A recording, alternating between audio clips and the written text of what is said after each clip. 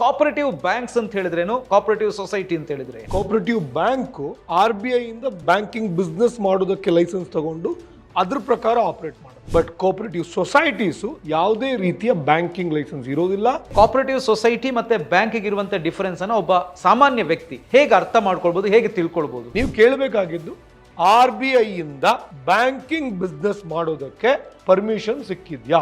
ನಾನು cooperative bank ಅಲ್ಲಿ ಹಣ ಇಟ್ಟಿದ್ದೀನ, ಕೋಆಪರೇಟಿವ್ ಸೊಸೈಟಿಯಲ್ಲಿ ಹಣ ಇಟ್ಟಿದ್ದೀನ ಅಂತ ಡೈರೆಕ್ಟ್ ಆಗಿ ಹೋಗಿ ಕೇಳಿ, RBI ಇಂದ ಲೈಸೆನ್ಸ್ ಇದೆಯಾ? ಇಲ್ಲ ಅಂದ್ರೆ ನನ್ನ ದುಡ್ಡನ್ನು ಇಮಿಡಿಯೇಟ್ಲಿ ಕೊಡಿ, ನನ್ನ ಶೇರ್ಸ್ ಅನ್ನು ಮರುಖರೀದಿ ಮಾಡಿ. ಹಾಯ್ ಹಲೋ ನಮಸ್ಕಾರ, ನಾನು ಶೇಷಕೃಷ್ಣ ಭಟ್.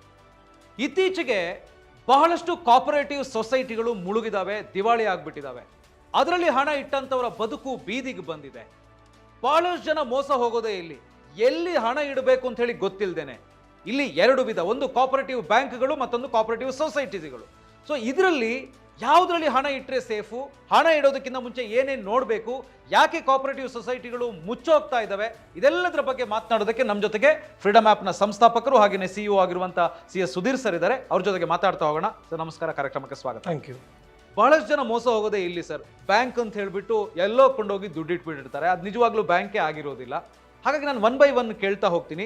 ಮೊದಲನೇದಾಗಿ ಈ ಕೋಆಪರೇಟಿವ್ ಬ್ಯಾಂಕ್ಸ್ ಅಂತ ಹೇಳಿದ್ರೇನು, ಕೋಆಪರೇಟಿವ್ ಸೊಸೈಟಿ ಅಂತ ಹೇಳಿದ್ರೆ ಇದಕ್ಕಿರುವಂಥ ಡಿಫ್ರೆನ್ಸ್? ಈಗ ಕೋಆಪರೇಟಿವ್ ಬ್ಯಾಂಕ್ ಮತ್ತು ಕೋಆಪರೇಟಿವ್ ಸೊಸೈಟಿ ಎರಡೂ ಕೂಡ ಸೊಸೈಟೀಸೇ. ಆದರೆ ಕೋಆಪರೇಟಿವ್ ಬ್ಯಾಂಕು RBI ಇಂದ ಬ್ಯಾಂಕಿಂಗ್ ಲೈಸೆನ್ಸ್ ಅಂದರೆ ಬ್ಯಾಂಕಿಂಗ್ ಬಿಸ್ನೆಸ್ ಮಾಡೋದಕ್ಕೆ ಲೈಸೆನ್ಸ್ ತಗೊಂಡು ಅದ್ರ ಪ್ರಕಾರ ಆಪರೇಟ್ ಮಾಡುತ್ತೆ.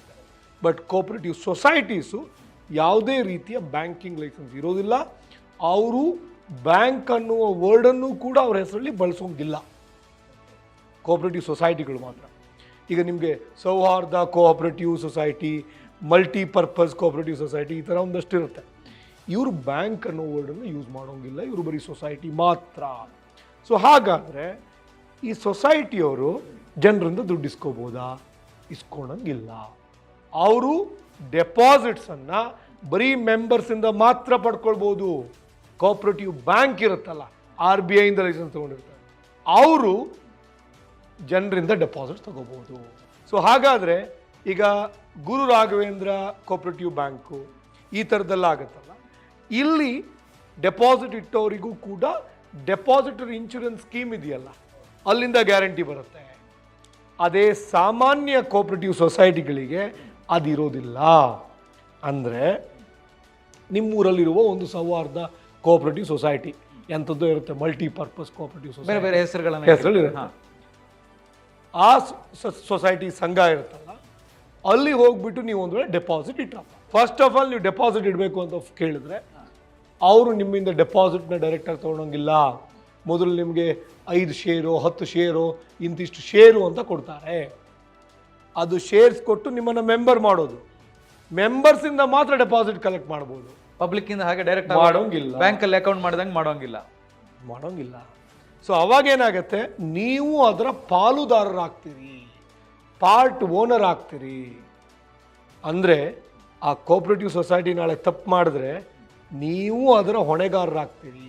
ನೀವು ನಂಗೆ ಸಾಲ ಕೊಡ್ತೀರಿ, ಸುಧೀರ್ಗೆ ಶೇಷ 50,000 ಸಾಲ ಕೊಟ್ಟಿದ್ದೀರಿ ಅಂದರೆ ಡೆಪಾಸಿಟ್ ಇಟ್ಟಿದ್ದೀರಿ.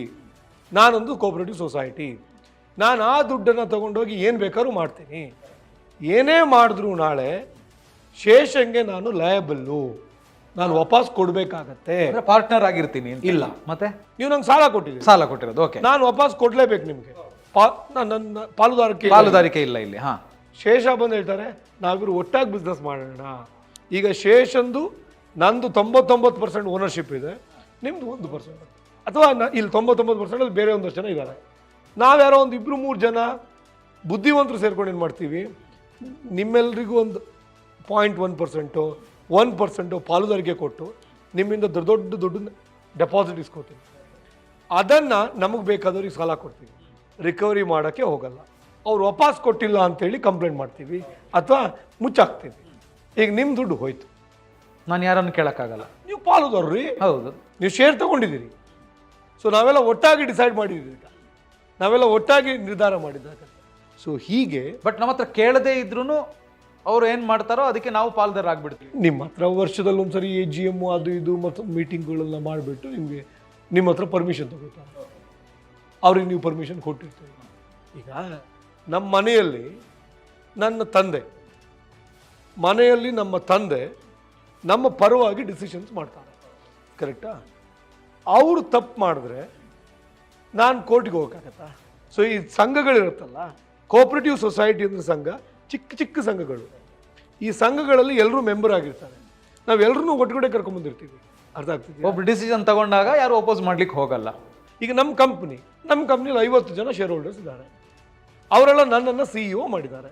ನಾನು ನಿರ್ಧಾರಗಳನ್ನ ಮಾಡ್ತೀನಿ. ನಾನು ಬೇಕಂತ ಮಾಡಲ್ಲ, ಒಂದು ತಪ್ಪು ನಿರ್ಧಾರ ಮಾಡಿದ್ದೀನಿ. ಆ ನಿರ್ಧಾರದಿಂದ ನಮ್ಗೆ ಲಾಸ್ ಆಯಿತು, ಅವ್ರು ಕೋರ್ಟಿಗೆ ಹೋಗೋಕ್ಕಾಗತ್ತಾ?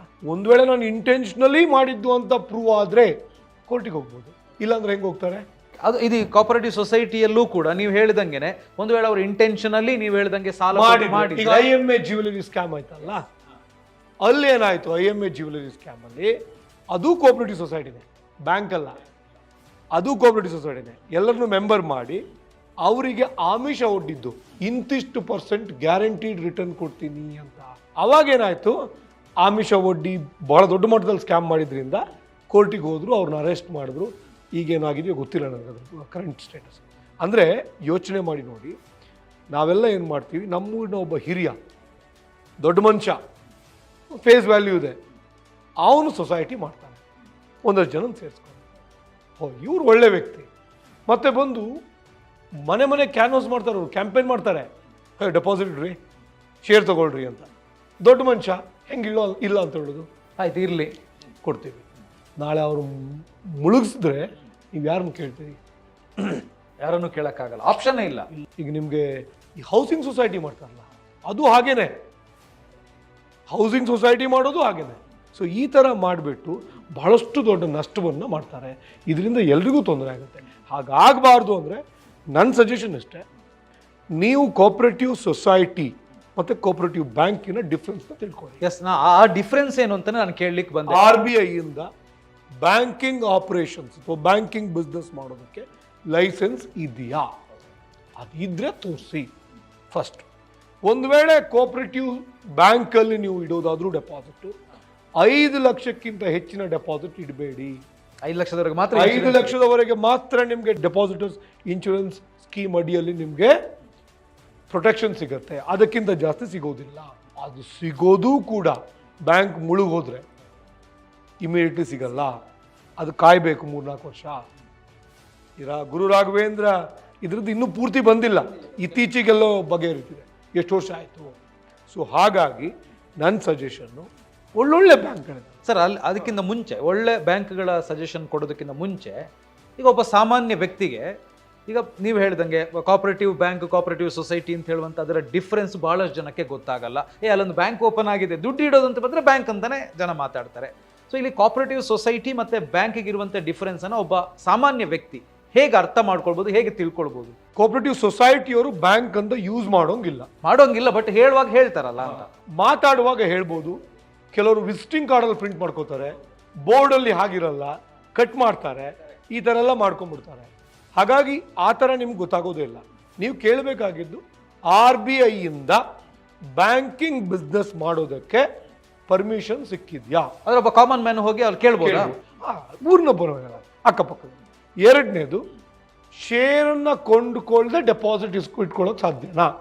ನನಗೆ ಶೇರು ಕೊಂಡ್ಕೋ ಅಂತ ಹೇಳಿದ್ರು ಅಂದರೆ ಅದು ಕೋಆಪರೇಟಿವ್ ಸೊಸೈಟಿ, ಬ್ಯಾಂಕ್ ಅಲ್ಲ. ಬೇರೆಯವರಿಂದ ಅವರು ಡೆಪಾಸಿಟ್ ಇಸ್ಕೊಳಂಗಿಲ್ಲ. ಇದಿಷ್ಟನ್ನು ಕ್ಲಾರಿಫೈ ಮಾಡ್ಕೊಳ್ಳಿ, ಯಾಕಂದರೆ ಇದು ಭಾಳ ಸಿಂಪಲ್ ಟಾಪಿಕ್. ನನ್ನ ಉದ್ದೇಶ ಇವತ್ತು ಈ ವಿಡಿಯೋದ ಉದ್ದೇಶ ಇಷ್ಟೇ, ಜನಸಾಮಾನ್ಯರು ಕಷ್ಟಪಟ್ಟು ಸಂಪಾದನೆ ಮಾಡಿ ದುಡ್ಡು 1-2-3% ಎಕ್ಸ್ಟ್ರಾ ಇಂಟ್ರೆಸ್ಟಿಗೆ ಆಸೆ ಬಿಟ್ಟು ಈ ಥರದಲ್ಲಿ ಹೋಗಿ ಮೋಸ ಒಳಗಾಗ್ತಾರೆ. ಹಾಗಾಗಬೇಡಿ. ನೀವು ಕಷ್ಟಪಟ್ಟಿದ್ದು, ನಮ್ಮೂರಲ್ಲೊಬ್ಬರನ್ನ ಸದು ಶೆಟ್ರು ಅಂತ ಹೀಗೆ ಒಂದು ಸೌಹಾರ್ದ ಸಂಘದಲ್ಲಿ ಇಟ್ಟು ಅದು ಮುಳುಗೋಗಿ ಹುಚ್ಚಿಡ್ದು ಬಿಟ್ಟಿತ್ತು. ಹಾಗಾಗಬಾರ್ದು. ದಯವಿಟ್ಟು ಈ ತಪ್ಪು ಮಾಡಬೇಡಿ, ಸರಿಯಾದ ಕಡೆ ಬೇಜಾನ್ ಆಪ್ಷನ್ಸ್ ಇದ್ದಾವೆ. ಎಲ್ಲವನ್ನೂ ನಾವು ಆಲ್ರೆಡಿ ನಮ್ಮ ಯೂಟ್ಯೂಬ್ ಚಾನಲ್ ಡಿಸ್ಕಸ್ ಮಾಡಿದ್ದೀವಿ, ಬೇರೆ ಬೇರೆ ವಿಡಿಯೋಗಳಿದ್ದಾವೆ, ನೋಡಿ ನಿರ್ಧಾರ ಮಾಡಿ. ಅದನ್ನು ಬಿಟ್ಟು ನೀವೇನಾದ್ರು ಅಪ್ಪಿತಪ್ಪಿ ಈ ಥರದ ಸೌಹಾರ್ದ ಸಂಘ ಅದು ಇದು ಅಂತ ಹಾಕಿಬಿಟ್ರೆ ಭಾಳ ಕಷ್ಟ. ಅವರು ನಿಮಗೆ ಬ್ಯಾಂಕಿಂಗ್ ಫೀಲ್ ಕೊಡ್ತಾರೆ. ನೀವು ಅಲ್ಲಿ ಹೋಗ್ತಿದ್ದಂಗೆ ಬ್ಯಾಂಕ್ ಥರನೇ ಇರುತ್ತದು, ನಿಮಗೆ ಗೊತ್ತೇ ಆಗೋದಿಲ್ಲ. ಆಮೇಲೆ ನೀವೇನ್ ಮಾಡ್ತೀರಿ, ಡೆಪಾಸಿಟರಿ ಇನ್ಶೂರೆನ್ಸ್ ಸ್ಕೀಮ್ ಅಡಿಯಲ್ಲಿ 5 ಲಕ್ಷ ತನಕನೂ ಪ್ರೊಟೆಕ್ಷನ್ ಇಲ್ಲ, ಅಲ್ಲಿ ಪ್ರೊಟೆಕ್ಷನ್ ಇಲ್ಲ. ಇಲ್ಲ. ಕಳ್ಕೊಂಡ್ಮೇಲೆ ನೀವು ಹೋಗ್ಬಿಟ್ಟು ಏನೋ ಕಂಪ್ಲೇಂಟ್ ಕೊಟ್ರೆ ಅದೊಂದು 2 ಇಂಡಿವಿಜುವಲ್ಸ್ ಮಧ್ಯೆ ಕ್ಲಾಶ್ ಆಗುತ್ತೆ ಹೊರತು ಈ ದೊಡ್ಡ ಸ್ಕ್ಯಾಮ್ ಆಗೋದಿಲ್ಲ. ಕಾನೂನಲ್ಲೂ ಕೂಡ ಆ ಒಂದು ಪರಿಗಣನೆ ಹೆಂಗಿರುತ್ತೆ ಅಂದ್ರೆ ಯಾವುದೋ ಒಂದು 2 ಇಂಡಿವಿಜುವಲ್ಸ್ ಬಗ್ಗೆ ಒಂದು ಕಾನ್ಫ್ಲಿಕ್ಟ್ ಆಗುತ್ತೆ, ಅದನ್ನ ಕೇಸನ್ನು ಕೂಡ ಸೀರಿಯಸ್ ಆಗಿ ತಗೊಳ್ಳೋಣ. ಶೇರ್ ಹೋಲ್ಡರ್ಸ್ ಆಗಿರೋದ್ರಿಂದ ಅದು ಫೈನ್ ಸರ್. ಈಗ ಇದನ್ನೆಲ್ಲ ಕೇಳಿದಾಗ ಈಗ ತುಂಬಾ ಜನಕ್ಕೆ ಅನ್ನಿಸ್ಬೋದು, ನಾನು ಕೋಆಪರೇಟಿವ್ ಬ್ಯಾಂಕ್ ಅಲ್ಲಿ ಹಣ ಇಟ್ಟಿದ್ದೀನ, ಕೋಆಪರೇಟಿವ್ ಸೊಸೈಟಿಯಲ್ಲಿ ಹಣ ಇಟ್ಟಿದ್ದೀನ ಅಂತ. ಡೈರೆಕ್ಟ್ ಆಗಿ ಹೋಗಿ ಕೇಳಿ, RBI ಇಂದ ಲೈಸೆನ್ಸ್ ಇದೆಯಾ, ಇಲ್ಲ ಅಂದ್ರೆ ನನ್ನ ದುಡ್ಡನ್ನು ಇಮಿಡಿಯೇಟ್ಲಿ ಕೊಡಿ, ನನ್ನ ಶೇರ್ಸ್ ಅನ್ನು ಮರುಖರೀದಿ ಮಾಡಿ. ಆದರೆ ಡೆಪಾಸಿಟ್ ಅಂತೂ ಇಮಿಡಿಯೇಟ್ಲಿ ಕೇಳ್ಬೋದು ನೀವು, ಅದು ಅವ್ರ ಹತ್ರ ಇರಲ್ಲ ಲಿಕ್ವಿಡಿಟಿ, ಅವ್ರಿಗೆ ಯಾರಿಗೂ ಸಾಲ ಕೊಟ್ಟಿರ್ತಾರೆ, ಕೊಡೋದಿಲ್ಲ.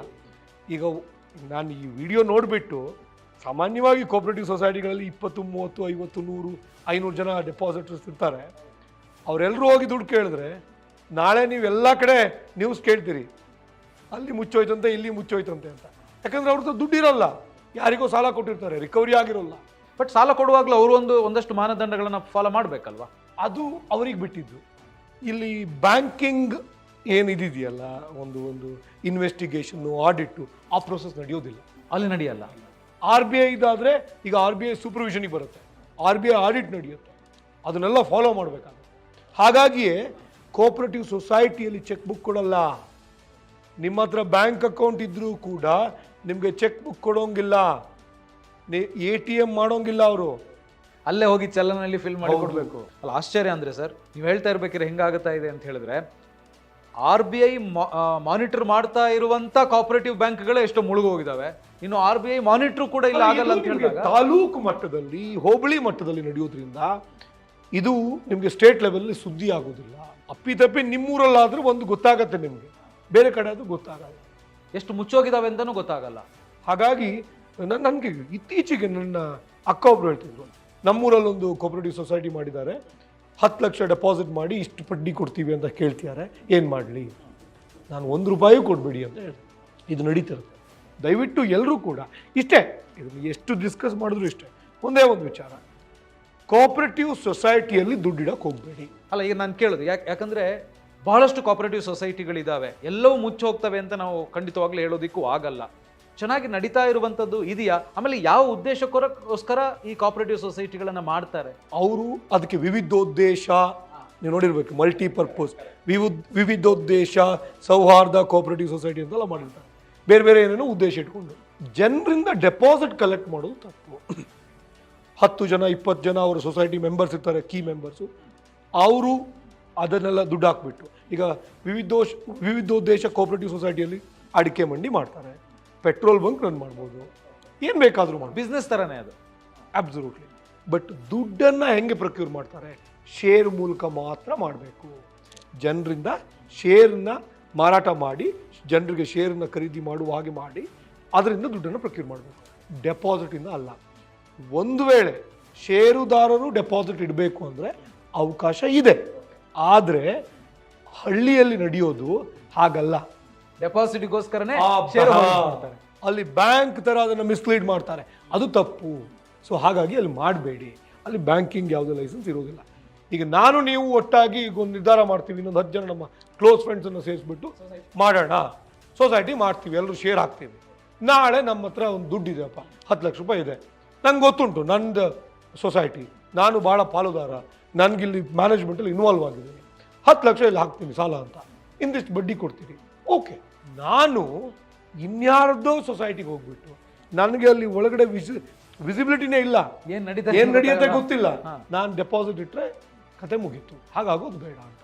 ಮತ್ತೆ ಕೋಆಪರೇಟಿವ್ ಬ್ಯಾಂಕಲ್ಲೂ ಕೂಡ ಬಹಳ ಮುಂಜಾಗ್ರತೆಯಿಂದ, ಒಳ್ಳೆ ಕೆಲವು ಬಹಳ ಚೆನ್ನಾಗಿ ನಡೆಯುತ್ತೆ, ಬಟ್ ಎಲ್ಲವೂ ನಡೀತಿಲ್ಲ. ಇಲ್ಲ ಸರ್, ನಾನು ಕೋಆಪರೇಟಿವ್ ಬ್ಯಾಂಕ್ ಬಗ್ಗೆ ಇನ್ನೊಂದು ಸ್ಪೆಷಲ್ ವಿಡಿಯೋ ಮಾಡಬೇಕು. ಯಾಕಂದ್ರೆ ಕೋಆಪರೇಟಿವ್ ಬ್ಯಾಂಕಲ್ಲಿ ಹಣ ಇಟ್ಟವರು ತುಂಬಾ ಜನ ಇದ್ದಾರೆ, ಕೋಆಪರೇಟಿವ್ ಬ್ಯಾಂಕಲ್ಲಿ ಹಣ ಕಳ್ಕೊಂಡವರು ತುಂಬಾ ಜನ ಇದ್ದಾರೆ. ಕೆಲವು ಚೆನ್ನಾಗಿ ನಡೀತಿಲ್ಲ, ಹೌದು, ಕೆಲವು ಚೆನ್ನಾಗಿ ನಡೀತಿಲ್ಲ. ಸೊ ಹಾಗಾಗಿ ಅದಕ್ಕೆ ಏನು ಮಾಡಬೇಕು, ಅಲ್ಲಿಯ ಮಾನದಂಡಗಳು ಏನೇನು, ಇನ್ವೆಸ್ಟ್ ಮಾಡೋಕೆ ಏನು ಅಂತ ಮತ್ತೊಂದು ವಿಡಿಯೋದಲ್ಲಿ ಖಂಡಿತ ಸರ್. ಫೈನಲಿ ಹಾಗಿದ್ರೆ ಕೋಆಪರೇಟಿವ್ ಸೊಸೈಟಿಯನ್ನ ಮಾನಿಟರ್ ಮಾಡೋದಕ್ಕೆ ಯಾರೂ ಕೂಡ ಇಲ್ವಾ ಅಂತ ಒಂದು ಪ್ರಶ್ನೆ ಬಂದೇ ಬರುತ್ತೆ ಸರ್. ಅವರಿಗೆ ಆನ್ಯುವಲ್ ರಿಟರ್ನ್ಸು, ಫೈಲಿಂಗು ಅದೆಲ್ಲ ಮಾಡಲೇಬೇಕಾಗತ್ತೆ. ಬಟ್ ನಿಮಗೆ RBI ಇಂದ ಏನು ವಿಜಿಲೆನ್ಸ್ ಆಗತ್ತಲ್ಲ, ಆಡಿಟ್ ಆಗತ್ತಲ್ಲ, ಅದಾಗೋದಿಲ್ಲ.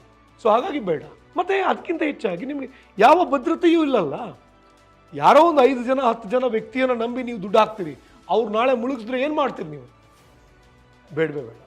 ಫೈನಲಿ ಏನು ಹೇಳ್ತೀರಿ ಸರ್ ಜನರಿಗೆ? ದಯವಿಟ್ಟು ಹೋಗ್ಬಿಟ್ಟು ನೀವು ಈಗ ಒಂದು ವೇಳೆ ಡೆಪಾಸಿಟ್ ಇಟ್ಟಿದ್ರೆ RBI ಇಂದ ಬ್ಯಾಂಕಿಂಗ್ ಲೈಸೆನ್ಸ್ ಇದೆಯಾ ಕೇಳಿ, ಬ್ಯಾಂಕ್ ರನ್ ಮಾಡೋದಕ್ಕೆ ಲೈಸೆನ್ಸ್ ಇದೆಯಾ, ಬ್ಯಾಂಕಿಂಗ್ ಆಪರೇಷನ್ಸ್ಗೆ ಇದೆ ಅಂದರೆ ಕಂಟಿನ್ಯೂ ಮಾಡಿ, ಇಲ್ಲ ಅಂದರೆ ದಯವಿಟ್ಟು ನಿಮ್ಮ ದುಡ್ಡನ್ನು ವಾಪಸ್ ಇಸ್ಕೊಳ್ಳಿ. Thank you sir, thank you very much. ಭಾಳಷ್ಟು ಜನರಿಗೆ ಕನ್ಫ್ಯೂಷನ್ ಇದೆ, ಕೋಆಪರೇಟಿವ್ ಸೊಸೈಟಿ ಅಂದರೆ ಏನು, ಬ್ಯಾಂಕ್ ಅಂದರೆ ಏನು ಅಂತೇಳಿ. ತುಂಬ ಚೆನ್ನಾಗಿ ಹೇಳ್ಕೊಟ್ರಿ. ಆಮೇಲೆ ಕೋಆಪರೇಟಿವ್ ಸೊಸೈಟಿಯಲ್ಲಿ ಇಟ್ಟಂಥವ್ರು ಖಂಡಿತವಾಗ್ಲೂ ಇವತ್ತಿಂದ ಅಲರ್ಟ್ ಆಗ್ತಾರೆ. Thank you sir.